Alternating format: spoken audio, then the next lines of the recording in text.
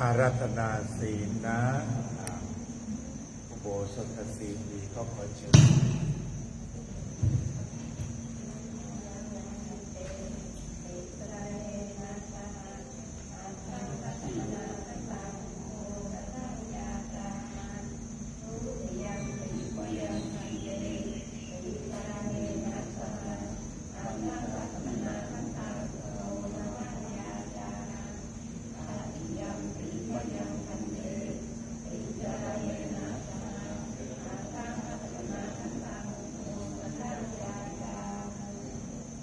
นะโมตัสสะภะคะวะโตอะระหะโตสัมมาสัมพุทธัสสะนะโมตัสสะภะคะวะโตอะระหะโตสัมมาสัมพุทธัสสะนะโมตัสสะภะคะวะโตอะระหะโตสัมมาสัมพุทธัสสะนะโมตัสสะภะคะวะโตอะระหะโตสัมมาสัมพุทธัสสะนะโมตัสสะภะคะวะโตอะระหะโตสัมมาสัมพุทธัสสะนะโมตัสสะภะคะวะโตอะระหะโตสัมมาสัมพุทธัสสะพุทธังสรณังคัจฉา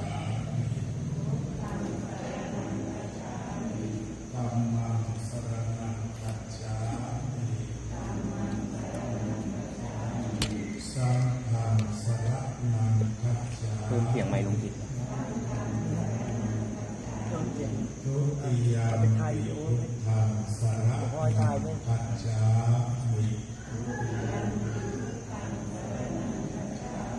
ทุติยามปิธัมมังสรณังคัจฉามิทุติยามปิธัมมังสรณังคัจฉามิทุติยามปิสังฆังสรณังคัจฉามิทุติยามปิสังฆังสรณังคัจฉามิตติยามปิพุทธังสรณังคัจฉามิตติยามปิพุทธังสรณังคัจฉามิตติยามปิธัมมังสรณังคัจฉามิตติยามปิสังฆังสรณังคัจฉามิตติยามปิสังฆังสรณังคัจฉามิติสรณะขมังนังนิติตังปานาติปาตาเวรมณีสิกขาปะทังสมาธิยามิปานาติปาตาเวรมณีสิกขาปะทังสมาธิยามิอทินนาอานาเวรมณีสิกขาปะทังสมาธิยามิอทินนาอานาเวรมณีสิกขาปะทังสมาธิยามิว่าอุโบสถศีลก่อนนะอะรัมมจริยาเวรมณีสิกขาปะทังสมาธิยามิอะรัมมจริยาเวรมณีสิกขาปะทังสมาธิยามิต่อไปเป็นศีลห้ากาเมสุมิจฉาจาราเวรมณีสิกขาปะทังสมาธิยามิกาเมสุมิจฉาจาราเวรมณีสิกขาปะทังสมาธิยามิมุสาวาทาเวรมณีสิกขาปะทังสมาธิยามิมุสาวาทาเวรมณีสิกขาปะทังสมาธิยามิสุราเมรยมัชฌัปปมาทฐานาเวรมณีสิกขาปะทังสมาธิยามิสุราเมรยมัชฌัปปมาทฐานาเวรมณีสิกขาปะทังสมาธิยามิศี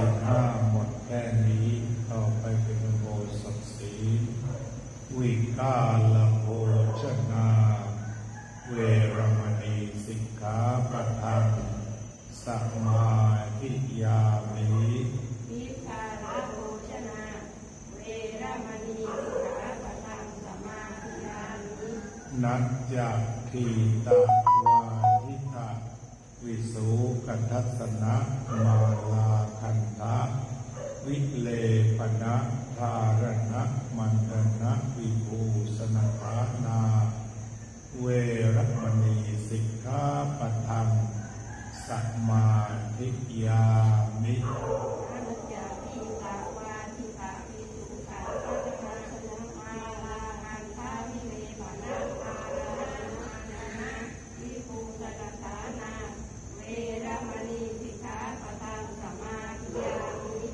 ปุจจาสยนะมหาสยนาเวรมณีสิกขาปะทังสัมมาทิฏฐามิปุจจาสยนะมหาสยนาเวรมณีสิกขาปะทังสัมมาทิฏฐามิอิมังอัตถังคัสมนาคตังพุทธปัญญัตตังอุโกสถังอิมันจรัตติงอิมันจติมัสสังสัมมะเทวะอภิรักขิตุงสัมมาทิฏฐามิ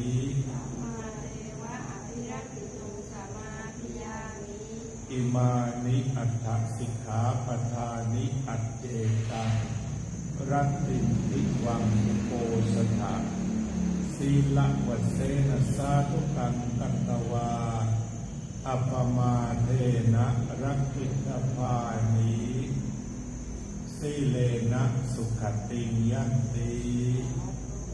สีเลนะโภคสัมปทาสีเลนะนิพุตติยันติตัสสมาสีลังวิโสทะเย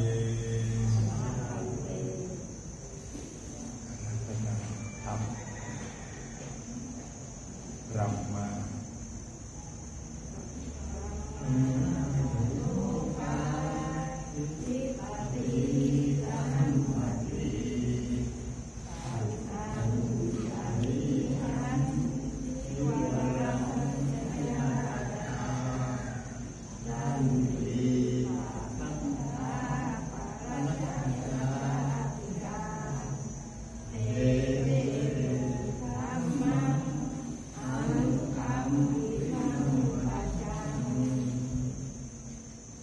นะโมตัสสะภะคะวะโตอะระหะโตสัมมาสัมพุทธัสสะนะโมตัสสะภะคะวะโตอะระหะโตสัมมาสัมพุทธัสสะนะโมตัสสะภะคะวะโตอะระหะโตสัมมาสัมพุทธัสสะมหาการุณิโกนาโถยิตายสัพพปานินังสัพพจังธัมโมโสตโพธิณโอกาสบัดนี้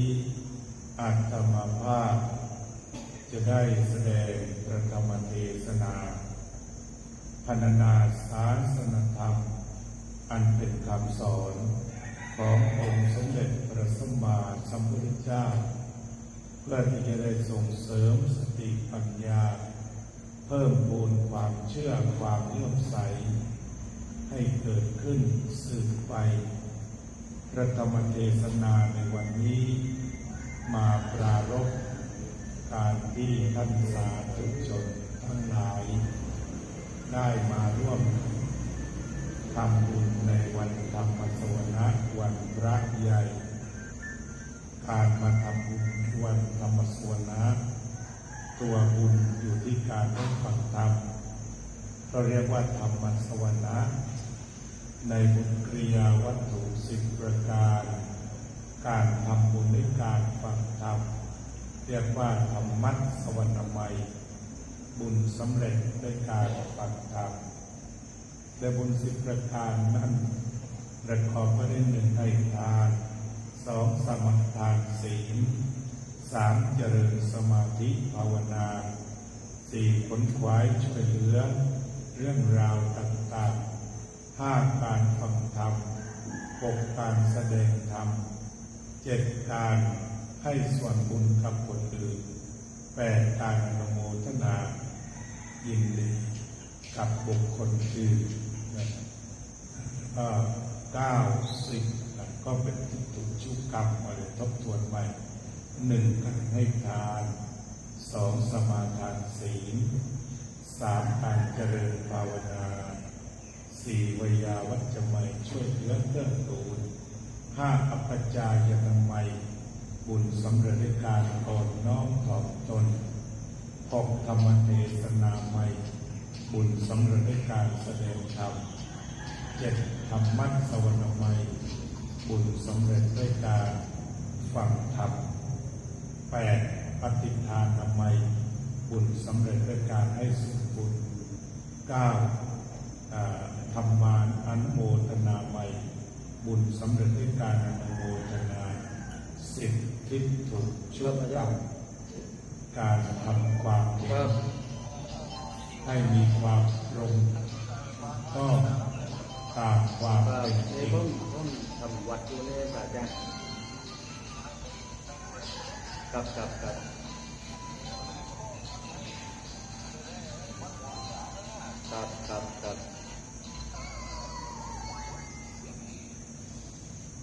บุญสำเร็จด้วยการให้ทานสมาทานศีลเจริญภาวนาการขนขวายช่วยเหลือการปฏิบัติตนอ่อนน้อมถ่อมตนการทำการแสดงธรรมการให้ส่วนบุญการรับส่วนบุญและการทำจิตให้ตรงหากจะนำมาต่อกับสัมมาทิฏฐิก็จะเป็นตรงตามอริยมรรคมีองค์8การทำบุญที่ถูกต้องจึงเป็นเรื่องที่มีความสำคัญอย่างยิ่งเพราะว่ามันจะมีการเชื่อมไปยังอริยมรรคมีองค์8แล้วก็เดินทางไปสู่ความดับทุกข์ฉะนั้นการทำบุญก็เป็นเรื่องเบื้องต้นแห่งการเข้าถึงธรรมขั้นสูงนั่นเองสำหรับในวันนี้ได้ยกพุทธภาษิตว่าองค์สมเด็จพระสัมมาสัมพุทธเจ้านั้นทรงมีพระมหากรุณาอย่างยิ่งเป็นที่พึ่งของสัตว์ทั้งหลายพระมหากรุณาขององค์สมเด็จพระสัมมาสัมพุทธเจ้ามีจุดประสงค์ให้สัตว์ทั้งหลายได้พ้นจากความทุกข์หลังจากตรัสรู้แล้วหนทางจะไกลเพียงใดพระองค์ก็ไม่เคยหวั่นจะเสด็จไปถึงเช่นการเดินทางจากพุทธคยาไปสู่ปาอิสิปตนะมารุคทายวันแหวนเมืองพาราณสีก็ได้ใช้เวลาหลายวันคือตั้งแต่วันเพ็ญขึ้น15 ค่ำเดือน 6ไปจนถึงเดือน 8วันเพ็ญขึ้น15 ค่ำเดือน 8จึงได้แสดงธรรมนั่นคือมหากรุณาที่เราทั้งหลายได้เห็นที่พระองค์เสด็จพระบาทเราเพื่อไปหาเพื่อนหรือกัลยาณมิตรที่ได้ฟังธรรมต่อมาวิถีชีวิตของพระพุทธองค์ในแต่ละวันเช่นจะตื่นประมาณตี 4แล้วก็ทรงพิจารณาว่าวันนี้ใครจะอยู่ในข่ายของการฟังธรรมบ้างเช่นเวลาที่พระองค์ปริมาณตอนนั้นตอนช่วงท้ายท่านอาละวาดหนักพระเจ้าเกษมที่โกศลก็ส่งตำรวจทหารไปล้อมจับแต่ก็ล้อมไม่ได้วันนั้นพระองค์ทรงพิจารณาว่าองคุลิมานนี้เข้าอยู่ในข่ายคือพระญาณของพระองค์ว่าถ้าองคุลิมานได้พบพระองค์ก็จะสามารถบรรลุธรรมได้ในวันนี้เมื่อพระองค์ได้ทราบอย่างนั้น ทั้งที่ว่าจะต้องไปเผชิญกับจอมโจร999เพราะว่าฆ่าคนมาแล้ว999คนแต่พระเมตตาอันยิ่งใหญ่พระองค์ไม่เคยหวั่นคมหอกคมดาบแต่ประการใดพระองค์ก็เสด็จไปจนทั้งเข้าไปถึงแล้วองค์ปริมาณกันไล่ล่าพระองค์โดยการตรัสว่าพระหยุดก่อนพระหยุดก่อนพระหยุดก่อนแต่พระองค์ได้ตรัสว่าเราหยุดแล้วแต่ท่านสิยังไม่หยุดเราหยุดแล้วแต่ท่านสิยังไม่หยุดเมื่อได้ฟังแล้วพระสุรเสียงที่เปี่ยมด้วยเมตตาหาที่สุดไม่ได้ข้าไปโดนใจของมหาโจรองค์ปริมาณได้เห็นธรรมทันทีคำว่าหยุดได้แค่หยุดบาปนะแต่ว่าก่อนหน้านั้นเขาไม่รู้เขาก็ไล่ฆ่าพระพุทธองค์แล้วก็บอกว่าพูดได้อย่างไรว่าเราหยุดแล้วก็ยังวิ่งอยู่หลังพระพุทธองค์ก็ตรัสว่าเราหยุดบาปทั้งปวงแต่ท่านยังไม่หยุดเมื่อได้ไขข้อข้องใจดังเขาก็วางธนูวางดาบลงไปแล้วก็ยุติหรือว่าหยุดการทำบาปตั้งแต่นั้นพระพุทธองค์จึงให้บวชเมื่อเขาบวชแล้วคนที่เคยเห็นว่าเขาเป็นโจรก็แก้แค้นกว้างอิฐกว้างหินใส่พระองค์แต่พระองค์ก็อภัยเสมอไม่โกรธใครอีกแล้วเคยโกรธมามากแล้วพอแล้วอธิษฐานจิตอย่างนั้นจนกระทั่งอยู่มาวันที่ท่านเดินไปที่บ้านแห่งหนึ่งมีคนมาเห็นแล้วก็จำได้องค์ปริมาณล้อมบวนจะมาฆ่าพวกเราพากันวิ่งหนีมีผู้หญิงท้องแก่คนหนึ่งวิ่งไม่ไหววิ่งไปแล้วก็เป็นชนเอาต้นสะเดาก็ดิ้นกระเดวอยู่ตรงนั้นในที่สุดพระองค์ปริมาณก็ไปยืนต่อหน้าและกล่าวคำสัจวาจาว่าน้องหญิงตั้งแต่ฉันบวชเป็นอริยสงฆ์จิตนิดเดียวที่จะคิดร้ายใครไม่มีเลยหากคำอธิษฐานจิตของฉันจริงขอให้น้องจงคลอดโดยสวัสดิภาพเถิดอธิษฐานจบนางคลอดโดยสวัสดิภาพภาษาวรรณกรรมบอกไว้ว่าการคลอดของนางนั้นสะดวกสบายประดุจว่าน้ำไหลออกจากหม้อดินที่ทะลุแต่มันง่ายได้จากนั้นก็เป็นที่เคารพนับถืออันนี้ก็พูดถึงว่าพระพุทธองค์มีพระมหากรุณาที่จะเปลี่ยนชีวิตของมหาโจรให้กลายเป็นบุคคลที่ประเสริฐได้แก่เป็นพระอรหันต์นี่คือความประเสริฐของพระพุทธองค์พระองค์ไม่ทรงทิ้งใครในทุกยากแต่พระองค์ทรงมีพระมหากรุณายิ่งใหญ่มีหลายครั้งด้วยมีผู้ปฏิเสธพระองค์เช่นพระเทวทัตจ้างให้คนแม่นธนูมายิงพระองค์ถึงวันยิงพระองค์ก็เสด็จไปแผ่เมตตาให้กับทุกคนสุดท้ายนักแม่นนูทั้งหลายก็ต้องวางธนูลงด้วยการเห็นพลังแห่งความรักของพระองค์จากนั้นก็ตามบวชเมื่อบวชแล้วก็ได้บรรลุธรรมกันส่วนพระเทวทัตยังคิดร้ายไม่หมดไม่จบวันหนึ่งขณะที่พระผู้มีพระภาคทรงเสด็จบิณฑบาตก็ปล่อยช้างนาลาคิรีที่กำลังจะตกมันใส่พระพุทธเจ้าทันทีพระอานนท์ซึ่งเป็นผู้อุปถากเสด็จหรือว่าเดินออกไปล้อม เดินออกไปอยู่ข้างหน้าต่อช้างตัวนี้พระพุทธเจ้าตรัสว่าช้างนี้เขาไม่ได้ปล่อยมาเพื่อเธอแต่ปล่อยมาเพื่อตถาคตแล้วเมื่อช้างอยู่ใกล้พระองค์ก็ใช้กระหัตเอาไปลงศีรษะของช้างทางกล่าวว่านาลาคีรีเลยเธอทำบาปมามากแล้วโชคดีแล้วที่เธอไม่ทำบาปกับตถาคตอีกช้างนาลาคีรีได้ยินแล้วก็น้ำตาไหลพรากแล้วก็เหมือนถวายบังคมจากพระพุทธองค์ไปอย่างสงบนี่แหละพระพุทธองค์ทรงเป็นครูของเทวดาด้วยพระมหากรุณานั่นเองหลังจากนั้น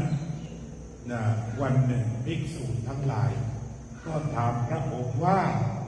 การที่พระเทวทัตตามล้างตามผลาญตามทำลายไม่เคยหยุดหย่อนนั้นพระองค์รู้สึกอย่างไร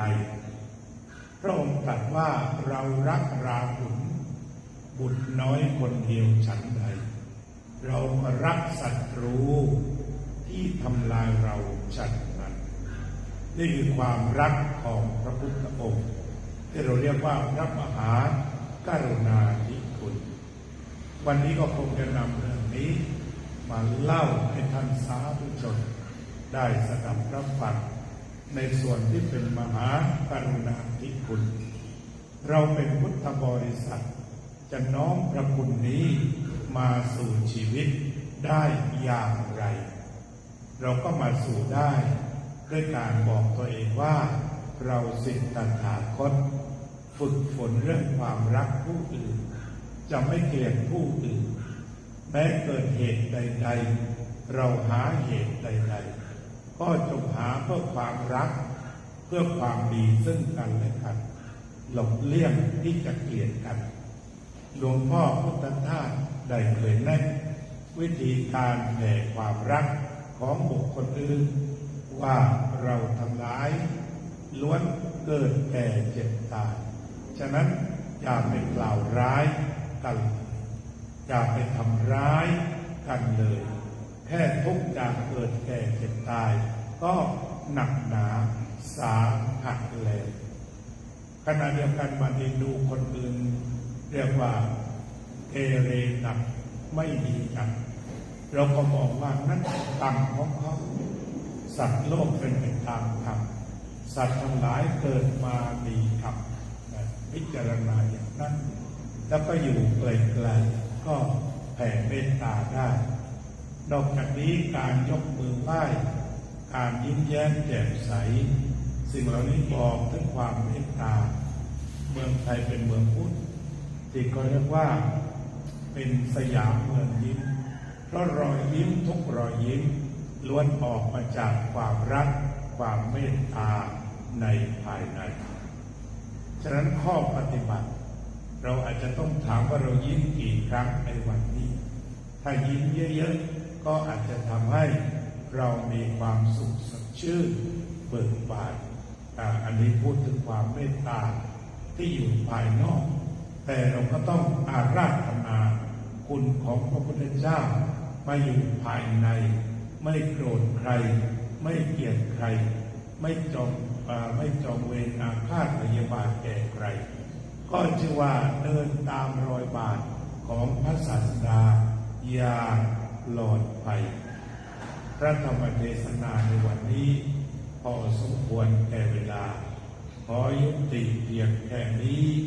เอวังก็มีด้วยประการฉนี้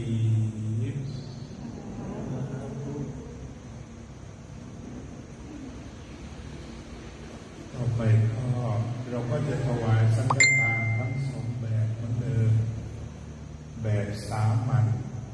แล้วก็อีกแบบหนึ่งของวัดปากสักแล้วก็ของเก่าหลังสวนโดยคุณโยมจิตจะนำธีรวัตรท่านที่มีหนังสือเปิดหน้า89กล่าวนโม3จบจากนั้นก็อิมานิมะยังพันเตร้องๆกันไปเอาก็เชิญตั้งนโมก่อน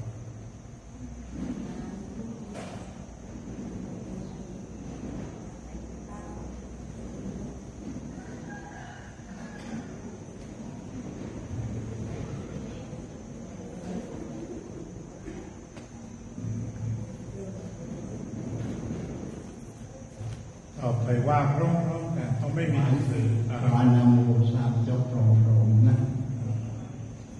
เอาเดี๋ยวถวายสามัญก่อนแล้วว่าตามอิมานิ มานิ มะยังพันเต มายังมันเอ พัตตานิ อันนี้ สัพปริวารานิ มาวารานิ ภิกขุสังคัสสะ ภิกขุสังฆสา โอโนชยามะ โยทิยามะ สาธุโนพันเต สาธุโนมันเอ ภิกขุสังโฆ ภิกขุสังโฆ อิมานิ อิมานิ พัตตานิ อัตตานิ สัพปริวารานิ สัพพะวารานิ ปฏิคันหาตุ ปฏิคันหาโต อมหากัง อัมหาคัง ทีครัตตัง ทีฆรตัง อิตายะ อิตายะ สุขายะ สุขายะ ข้าแต่พระสงฆ์ผู้เจริญ ข้าแต่พระสงฆ์ผู้เจริญ ข้าพระเจ้าทั้งหลาย ข้าพเจ้าทั้งหลาย ขอน้อมถวายภัตตาหาร ตาหาร กับทั้งบริวารเหล่านี้ ทั้งบริวารเหล่านี้ แด่พระภิกษุสงฆ์ แด่พระภิกษุสงฆ์ ขอพระภิกษุสงฆ์ ขอพระภิกษุสงฆ์ จงรับ จงรับ ภัตตาหาร ตาหาร กับทั้งบริวารเหล่านี้ ทั้งบริวารเหล่านี้ ของข้าพเจ้าทั้งหลาย ของข้าพเจ้าทั้งหลาย เพื่อประโยชน์ เพื่อประโยชน์ และความสุข และความสุข แก่ข้าพเจ้าทั้งหลาย ข้าพเจ้าทั้งหลาย สิ้นกาลละนานเธอญ สิ้นกาลนานเถิด สาธุเอาโยมจิตว่าเลยนำกิลวัดเอาแบบปักษาเข้าเลยว่า ไม่ต้องตั้งหลักโม ครับ ไม่ต้องตั้งหลักโม ทีเดียวพอเอาไปเลยนำเลยอนุรักษ์ไว้ตรงนี้ตามดูไป ครับว่าตามนะอิมานิมะยังพันเตทัตตานิสัพพะริวารานิภิกขุสังฆสาโอโนชยามะสาธุโนพันเตภิกขุสังโฆอิมานิพัตตานิสัพพะริวารานิปฏิคันหาตุอัมหากังทีฆรตังอิตายะสุขายะข้าแต่พระสงฆ์ผู้เจริญข้าพเจ้าทั้งหลายขอน้อมถวายซึ่งภัตตาหารถวายแก่พระสงฆ์เป็นสังฆทานพร้อมเครื่องบริวารถึงท่านโปรดรับอาหารหวานข้าวเดชะกุศลของข้าพเจ้าที่ประกาศเปล่าด้วยสัตวาจาให้ถึงญาติมิตรบิดามารดาคุณครูประชาเทวาทุกสถานเดชะกุศลอำนาจผลทานจงช่วยบรรดาลให้ข้าได้ถึงซึ่งพระนิพพานแสนสุขสำราญในอนาคตการเบื้องหน้าโน้นเถิด สาธุข้าพเจ้ารับพรนะยะถาวาริวหาปุราปริปุเรนติสาคารังเอวะ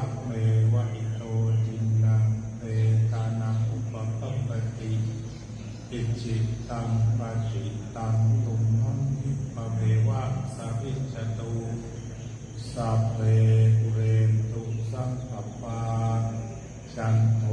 ปนรโสยถาอนิโชติรโสยถาสัพพิติโยวิวัจจันตุสัพพะโรโควินัสสตุมาเตภวัตวันตรายโยสุขิติกายุโกภวะอภิวาทนาสิริสเนจังวุฒตาปัจจายโนจัตตารโอธรรมาวัฏฏันติอายุวันโนสุขังภาลัง จะยะเสด ทิฏนังลาภังสุติภะพยังสุขังภาลังสิริอายุจวันโนจะโพกังวุติยยะสวาสกวัสสะจะอายุจะเชีวสิทิภวันตุเตภวัตุสัพพมังคลังรักขันตุสัพพเทวตาสัพพพุทธานุภาเวนัสสัทธาสุติภวันตุเตภวัตุสัพพมังคลังรักขันตุสัพพเทวตาสัพพธรรมานุภาเวนัสสัทธาสุติภวันตุเตภวัตุสัพพมังคลังรักขันตุสัพพเทวตาสัพพสังฆานุภาเวนัสสัทธาสุติภวันตุเต กระพร้อมกัน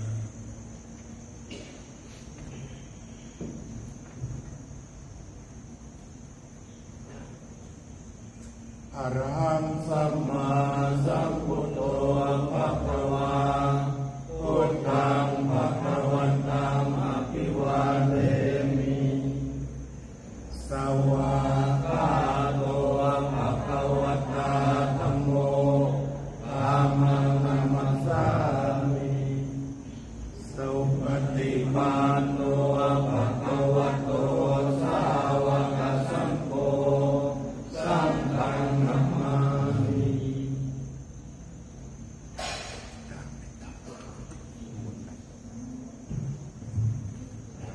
ครับ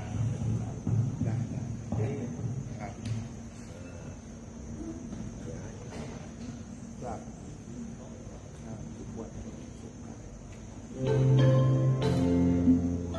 เดี๋ยวอย่าเพิ่มเพลงอย่าเพิ่มเพลงก็ทำอารัธนาพี่หลวงต๋อง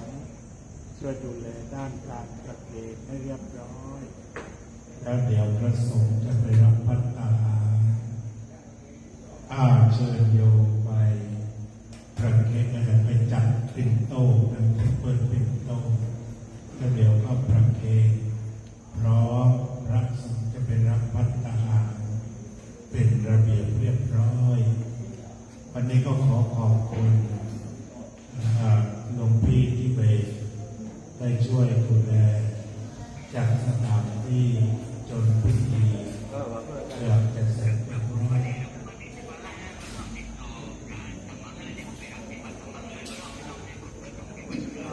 ได้ครับได้ครับได้ครับ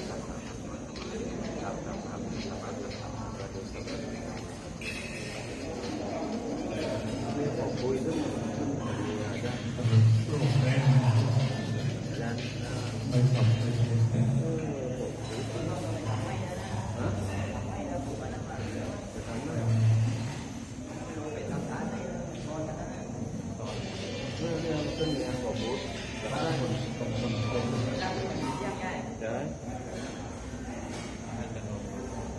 ไปตั้งให้เรียบร้อยเสร็จก่อนเราก็ทำแล้วแต่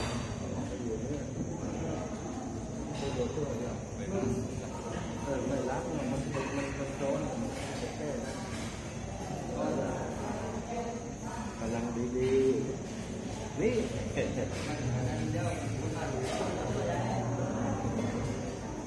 ไปรับโทรศัพท์ต้นจะครับ